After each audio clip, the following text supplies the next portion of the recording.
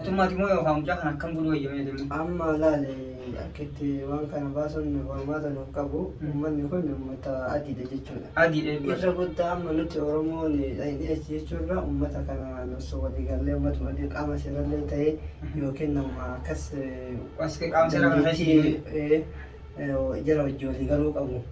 Kana waliigaltee jiraateen yookiin walitti hidhannaa qaban bakkuma ta'ellee haa ta'u warra gaaraa kana keessa walitti hidhannaa qabu. Nama akkasii tokkicha yookiin nama lama dabalannee hundumaa kanaa yoo kafaltee jette yoo. Assalaamu alaikum warahmatullaahi wabarakaatuhu. Ashamaa harka fuunee hordoftootaa fi dhaggeeffattoota keenya salaamtaan xiyyaattan onirraa kaatu bakka jirtanitti qilleensarraan nagaan isin bira haa geessuun isiniin jaa. Akkam isin nagaa qabdu fayyadaa uummata keenya qaalii fi jaalatamoo fi kabajamoo har'allee gaa guyyaa irraan tana mana gadaa tuubitti argamna hunoo akkuma laaltanii daawwattanii nu baratan kanatti gaa waa'ee obboleessa keenya kabajamaa fi nama jaalatamaa nama itti akka isin biratti illee kabaja qabu akkuma quba qabdanitti hedduu takka gaa azabbiin harka diinaatiin qabamee irratti raawwatamaa jiru gochi isaa san gocha hedduu takka qalbii nama cabsu gocha suukanneessaa waan ta'eef waan kanarratti naa fi obboleessa keenyalleen marii jabduu irratti goonee yoo nama dabalatu taatellee kan nama dabalu taaneet wajjiin furmaata waan kan irratti ilaalle jechuudhaan innillee eega dhufee bakka fagoorraa na bira dhufee wanni kun isa gaa hedduu takka quuqamma akka saba Oromoo tokkotti illee akka lammummaatti jechuudha. Akka obbolummaa rabbitti illee akka saayibummaatti illee kan hedduu takka nama dhukkubsuudha obboleeyyan kiyya sanumaaf innillee hedduu takka asii gaanu argame kun na wajjin waan kana furmaata irra barbaaduudhaa fi kan guyyaa meeqaasitti wajjin waan kana irratti marii godhaa jirru gaa'ii akkuma tana dura quba qabdanitti uummata keenya innillee gargaarsaatti illee isiniin dabarsaatti. Warreettan chaanala kanaaf garuu obboleessa keenya kun haala miti natti fakkaattisanii fi nama tana durallee beeytanii waan kana gaa isaa wajjin furmaata rakkoo du'aa naatii gara isaatiin isin dabarsa nu faana turaan isiniin jaa tuutii gaarii. Assalaamu alaikum warahmatullahi wabarakatuh. Kabajamtoota hordoftoota gadaatu bakka jirtanitti nageenyi keenya kan jaalaa kan kabajaa isin biraan nuuf haa gahu isiniin jecha akkuma beekamu video dabalatee waa'ee aanee dubbannee turre akkuma beekamu aaneen rakkoo keessa jiraachuu isaa walumaan hubannee ture jechuudha. Inni akkuma gaaffii isa gaafadhetti video dabalatee jechuudha. Baay'ee tokko rakkoo keessa jiraachuu isaa na himanii ammallee asitti jechuudha wanti isa wajjin mari'annee bilbilallee itti bilbilee aanee qunnamnee jirra araba aaneen bira jiru jechuudha. Akkuma beekamu garuu aanee qunnamuu hin dandeenye aanee qunnamuu hin dandeenye arabdicha qunnamnee jirra jechuudha. Arabdichi qunnamne yoo birrii ergaa yookaan torbee kana keessatti formaata isaa nan beekaa nuun jedhetti baay'ee tokko nu sodaachisee nu rifachiise. Kanaaf har'aan wanti viidiyoo kan isin malle jechuudha. Amma waliin mari'annee anaaf aaneen anaaf gadaan jechuudha. Aanee bira deemuu fi qophiirra jirra. Kanaaf hordoftoota keenya du'aa nu godhaa bakka jirtanitti du'aa keessan bira hin dhaqqaba waan ta'eef haalli aanaan keessa jiru kun jechuudha baay'ee tokko nama gaddisiisa. Namni hidhamulleen akkuma beekamu hin jira rakkachuulleen hin jira garuu keessaa kun baay'ee tokko rakkoo guddaa jechuudha. Namni waan fedhes ta'u hagana hidhamuun isaa hidhamuu rakkoos hin qabu waan haganaa gaafatanii ammas yeroo gabaabaa keessatti yookaan waan kana ergina taate lubbuu isaa darallee rakkoon gahuuf deema jechuudha. Kanaaf ammanaa fi gadaan jechuudha deemuuf deemnaa. Akkuma beekamu guyyaa kam akka deemnu uummatatti illee haa himnu. Sima guyyaa lamaan kana keessa lamaan kana gara torbee tokko keessatti viidiyoo biraatti deemina. Nu qunnamte jechuudha barbaadee ammas uummata waan bareedu uummataa hime jechuudha waan keessa jiru. Akkasuma gaa hordoftoota keenya akkuma obboleessa keenya isinii jetti biiftuu godhoo show isinii irraa tuqee jira. Akkuma inni isinii dubbate sanitti uummata arabaa aanee ni harkanneeti kan irratti dawwalle waan akka mucaa wanta godhaniiti arabaan nu jalaa kaasee jawwaala jechuudha. Hoggaa nu jalaa kaasan ni dubbifnee hoggaa nu dubbifnellee isaan jecha hedduun wajjin hin haasawne jechuudha. Uummata keenya gaa'ee haasawuma lammaa fi kana khalaas hawwul fuluus alaatul baadeen kharriji dhuftanii fudhatanii qofa. Loomaa fi fuluus khalaas moot jedhanii afaan isaaniitiin gaa tokko tokko irraa beeyna waan ta'eef akkasitti obboleeyyiin kiyya waan hedduu takka nama yaachisu guyyaa itti waan akkatti qabaniitii naatti fakkaate. Nutis gaa guyyaa hanga kana keessatti lubbuu isaa baraaruudhaaf obboleeyyiin kiyya laalleetti guyyaa shammoo maal qabnuuf jedhanii yookaan immoo ni jeefna jechuun afaan isaan baatee jirtiin uktul jedhanii uktuliin gaa sila ajjeesu jechuudha na fakkaate waan akkatti hoggaan jiraatu uktuliin ajjeesu akkasumami afaan arabatti خيسا بافنا جلوبو إساتي خرق قبضن تانا لقبا غزيدا مالكا إرقادا خوتا بكني جلتي إسيني فواني ونجاني دبتاني سانومانكا والقبتي هردفتو تخيجنا أماني جودا غدا جبينو مانساني وان أجائباتي وان هدو تكا نما أرسول ليدا لكن إموغا وان كان ummanni kun tana durallee mi'eeffachaa turanii ummata keenya hoggaan dhaga'u hedduudha kan ajjeesanillee hedduu jira jechuudhaan dhagaa jira bakka sanitti nama meeqaa kan du'e akkanuma qabanii jechuudha.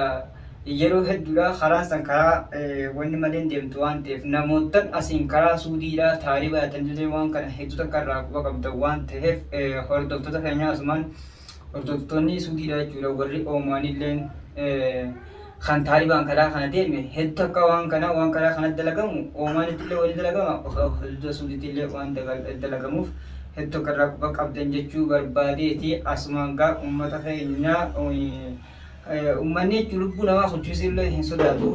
Dallaalotiin baanantuunis eessa bakki isin teessu harma olii kana jechuudha.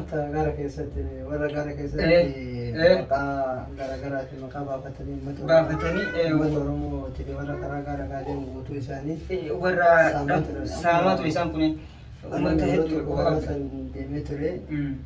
Akkuma kana jechuudha rabbi akka caarraa ta'ee jala baase malee bakka nu qunnamanii jechuudha eessa deemtan maal jedhanii hawaalaa qabdan nu gaafatan nuti dallaan deemaa jirru tawakkalataan akka nu deemaa jirru jechuudha. Qabamnee egaa booda hawaalaa qabne jawwaala nurraa fudhanii lakkoofsa guutuu isaa turan duraanis karaa sabaan deemee ture diileetii keessaa walii guututti lakkoofsa hawaalaa isaan barbaadanii illee humaa keessaa qabu jechuudha. San booda rabbiin gara nu laaffisee jechuudha. Guyaan keenyas waan akkasii mudatu waan nurraan ga'u waliinne harkaa baanu manna kun baay'ee tokko nama garaa namaa laafullee miti. Gara jabeeyaa qofa barbaadan. Maallaqa irraa jaa lubbuu namaa tajaajila akka lubbuu namaa tajaajila jechuudha. Nu biratti ijoollee meeqa warra hawaalaa qabu guutuu isaa nama sadeen nu biratti ajjeesanii. Bakka kan rabbiin akkuma caarraa jechuudha. Guyyaa malee lubbuun hin baatu akkuma jedhan sanii. Rabbi jalan baase jechuudha. Kanaaf wanti kun amma tu dubbattee jirtaa beektaa gadaa tuni amma waan laafti itti ilaalamiti jechuudha. Wanta itti guyyaallee dheeressinu miti akkuma mari'annee turre durallee gizeen isa kana bira geenye rakkoo tana keessaa isa baafnee ummata kanaaf akkuma afaan nagaa hin dubbanne kana inshaallah fennee ummata duratti isa wajji akka dubbannu abdii qabaa sin jedhatis waan laaftus hin qabdu waan kophaa kan keessis deema jettee sodaatte waan akkasii of keessa bidduun qabdu jechuudha. Dhugaa rabbi ammani karaa suudii kana akkasii ji'a torba sadii dura ilma ulundee wayyiitu muree beekta garuu gaafa rakkoon tokko dhufe si fidaa beeke. Aanin kun amma hiriyaa qaaliidha nama sitti solbeeynu karaa suudii haala yeroo tokko wayyi jennee karoora goone haafne jechuudha. Tanaan dura jechuudha waa'ee karaa kanaa beekuuf bakka karama kana hin deemu biyya gala jedhetu mataa kiyyaaf isa wajji mari'adha. Illee akkuma isaan gaafsan gorsa fi oolmaan na dhageeffateetu waggaa tokko turre nama nattuu hin himne sittuu kawaliin walitti dhiyeenya qabdana caalaa jechuudha. Iddoo jireenya hojiitiifuu garagara jirra waan ta'eef caarraan kun isa mudate jechuudha. Kanumaafuu caarraan kun nama hundarra yoo danda'an isa qofa osoo hin ta'in. Isa qofaan miti barasi nama hordoftoonni warreettan daawwataa jiran kunis warreettan سودي في أومان هذا وتي وريتن وانا كنا مدة تندور اللي واحد نبرنا فكاته واحد ده بمو برو وانا من تفكر إنه إيرات هوس على اللين بيخو بخرا خناياتو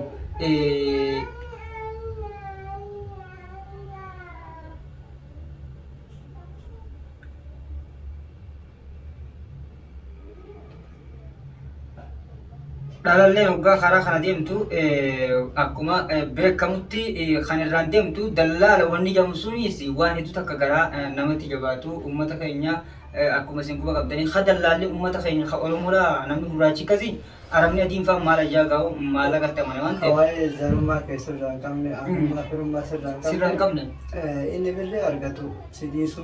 Gariin kan birrii argatee nama dhibee jira birrii masan yoo ka isaa gaafee. Keenya kanii fi uummanni keenya gurraachi dallaalli akkas nama godhu adiin fa'aa maal ajaa.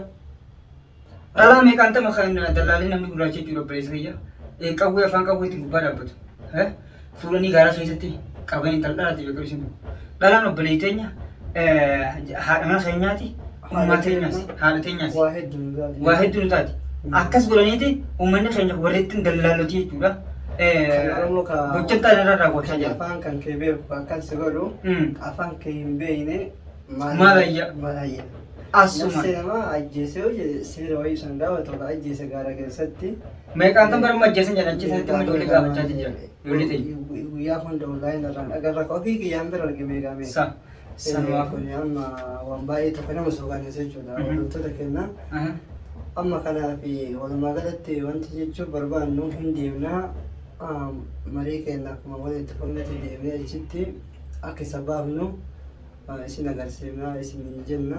Dhugaadha waan bareedaadha sanillee bartaakaan fi akkuma jennetti qabxii irra qabanneeti guyyaa lamaan kana keessatti uummanni beeku guyyaa 5 qofa qabaniif maanta ni oofaa keessa reefuun tura baatu dubbatan isan nu kan naannoo jala dangartee jirtaa mire asumaan gaa hordoftoota keenya irratti awwallee aanee jala nu kanna agootti nu kanna jecha muraa 2 qofa nu jedhanii 5 yoom maagijii fulus alaatul dua qofa jamboota irra sanumaafuu nuti maantana akkuma obboleessa keenya jetti qabxii irra nu fudhannaa immoo aanee jaalalaa bakka jirullee lookeeshinaan naaf ergee jira.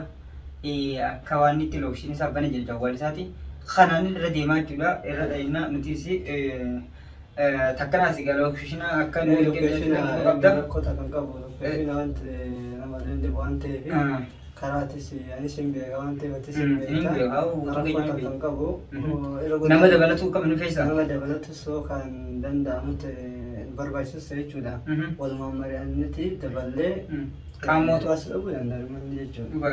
Kanaafuu warra akkasii dabalannee nama tokkos lamas ta'u akka jarri waan beeknu caalaa hariiroo walii qabu. Walillee dhagaa afaan walii beeka afaan Oromoo nama dhageenyee wajjaa sun yookaan itti wal dhageeffata jechuudha. Kana waan ta'eef nama akkasii tokko yookiin lama dabalannee ana si wajjin afur yoo ta'e. Bar nuti gurraachuu uumamaan immoo Afrikoo ta'anii deene uummata san bar mucaan tokko wanni tokkos nama ispoortii beekatis kaati ko beekte amata sadii fi kana barattee jirta. Ati sammaan qabu jechuun ijoollee waan nette. Agarsiisu jiru bakka rakkatee.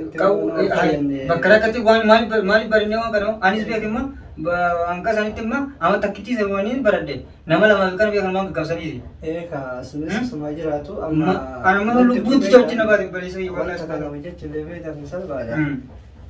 Waan kanaan baafna jennee dhayne nutti dhiisuu dhabuu danda'an waan agarsiisuu dhabuu danda'an.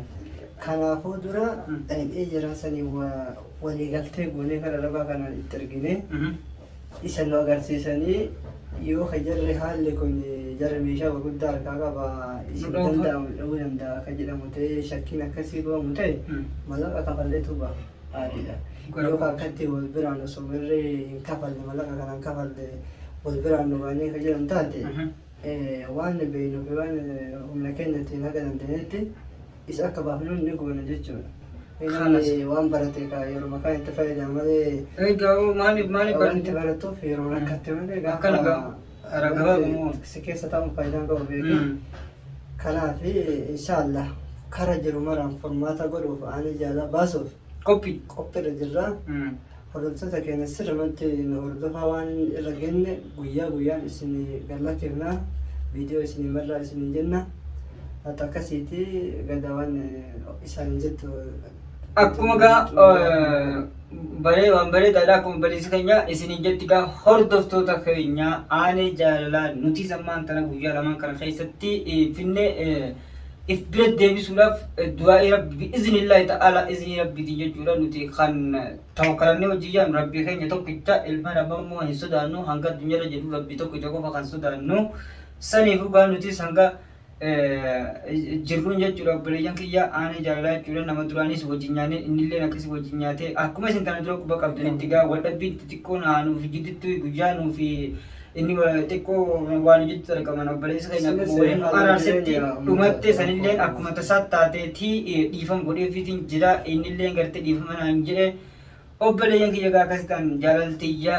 aanee jaalalaa kanuma akkuma duraan gaafa inni miidhamee jechuudha sii itti godhanii hedduu akka shaararra fiigee jechuudha qabee namuma cinaa dhaabbatee akka rakkoon isaa akka tiyyatti ilaala jechuu barbaadee taasifaman irraa birullee aanee jaalalaa hedduu takka nan jaaladha jechuu barbaadee nan fedha. Sanumaafuu gaa hordoftoota keenya wanni aanee jaalalaa irraa jechuudha duuba irraa deebi'u takka naa fi isaanii hayyalleen kun qurxii murannee jira waan ta'eef sanumaafuu hanga viidiyootti aanu walitti deebi'utti nagaa nu turaan isiniin jenna. Bye bye.